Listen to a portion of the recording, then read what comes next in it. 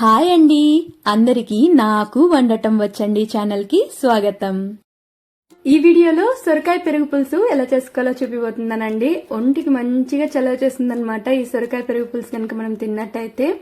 దీనిలోకి నేను స్పెషల్ గా కంది పేస్ట్ ఒకటి యాడ్ చేస్తానండి. దీన్ని యాడ్ చేయడం వల్ల ఈ పెరుగు పులుసు యొక్క టేస్ట్ ఇంకా బాగుంటుందన్నమాట. సో ఈ విధంగా మీరు ఒక్కసారి ప్రిపేర్ చేసుకుని ట్రై చేసి చూడండి. రైస్ లోకి కలుపుకొని తినడానికి చాలా చాలా బాగుంటుందన్నమాట టేస్ట్ అయితే. ఇది ప్రిపేర్ చేసుకోవడం కూడా ఈజీ. ఫస్ట్ అయితే దీన్ని ప్రిపేర్ చేసుకోవడానికి నేను ఇక్కడ ఒక సొరకాయ తీసుకున్నాను.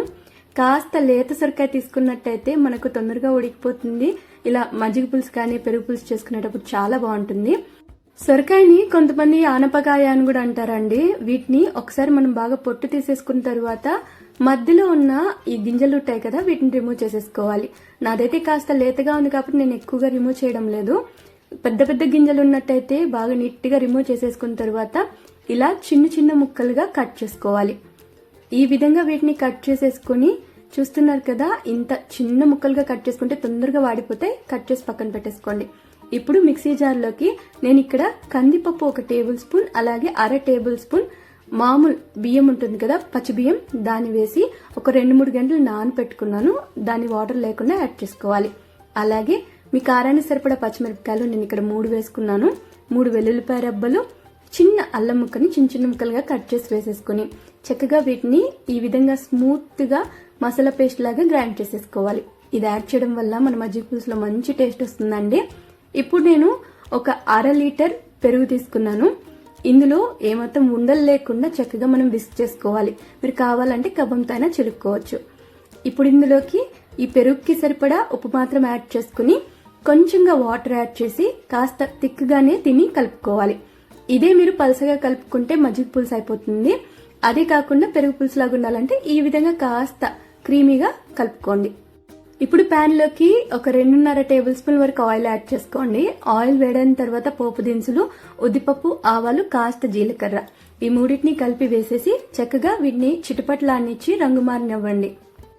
రంగు మారిన తర్వాత ఇందులోకి 1 లేదా 2 ఎండుమిరపకాయలను తుంచి వేసేసుకోవాలి. అలాగే కరివేపాకు రెమ్మలు, ఒక 1/2 టీ స్పూన్ వరకు ఇంగువ ఈ పెరుగు పులుసులోకి తప్పకుండా యాడ్ చేసుకోవాలి.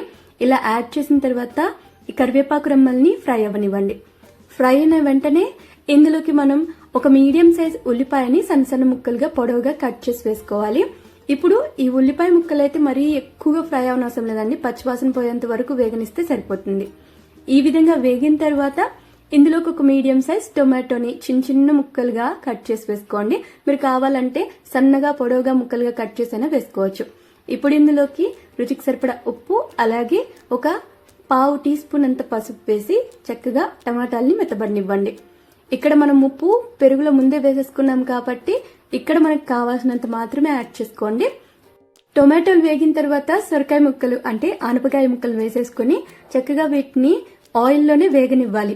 ఈ విధంగా సొరకాయలో వాటర్ ఊరుతుంది కదా, అది సపరేట్ అయ్యి వచ్చేంత వరకు వీటిని వేగనిచ్చేసి ఇందులోకి మనం ముందుగా గ్రైండ్ చేసి పెట్టుకున్నాం కదండి మిక్సీ జార్లో, ఈ కంది పేస్ట్ అనేది అది యాడ్ చేసుకోవాలి.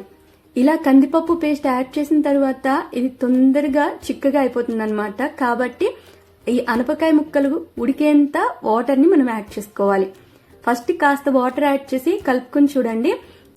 కలుపుకున్న వెంటనే చిక్కబడదు, కాసేపటికి చిక్కబడుతుంది కదా, అప్పుడు మరి కాస్త వాటర్ ని యాడ్ చేసుకుని కన్సిస్టెన్సీ ఈ విధంగా లిక్విడ్ గా ఉండేలాగా చూసుకుని దీన్ని మూత పెట్టి సొరకాయ ముక్కలు చక్కగా ఉడికేంత వరకు మధ్య మధ్యలో ఓపెన్ చేసి కలుపుకుంటూ ఉడికించుకోవాలి. ఇప్పుడు చూపిస్తున్న విధంగా సొరకాయ ముక్కలు బాగా ట్రాన్స్పరెంట్ గా అయిపోయి పట్టుకుంటే కొంచెం గట్టిగా ప్రెస్ చేస్తే మెత్తగా ఉండాలి. ఇప్పుడు వీటిని కంప్లీట్ గా చల్లారనివ్వండి. చల్లారిన తర్వాత మాత్రమే పెరుగులోకి యాడ్ చేసుకోవాలి. ఇప్పుడు ఈ పెరుగు పైన కాస్త కొత్తిమీర యాడ్ చేసి చల్లారిన మన సొరకాయ కర్రీని యాడ్ చేసుకోవాలి. ఈ విధంగా చల్లారిన తర్వాత యాడ్ చేసుకుంటే పెరుగు విరగకుండా ఉంటుంది. అలాగే వేడిగా యాడ్ చేసేసుకున్నట్లయితే పెరుగు విరిగిపోతుందండి. కాబట్టి బాగా చల్లారనిచ్చిన తర్వాత మాత్రమే యాడ్ చేసుకుని కలుపుకోవాలి.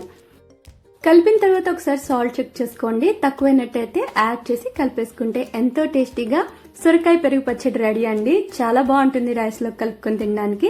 ట్రై చేసి చూడండి. ట్రై చేసి నచ్చినట్టయితే లైక్, షేర్, ఇంకా కామెంట్ చేసేయండి. ఛానల్ ఇంతవరకు సబ్స్క్రైబ్ చేసుకున్నట్లయితే తప్పకుండా సబ్స్క్రైబ్ చేసేసుకోండి.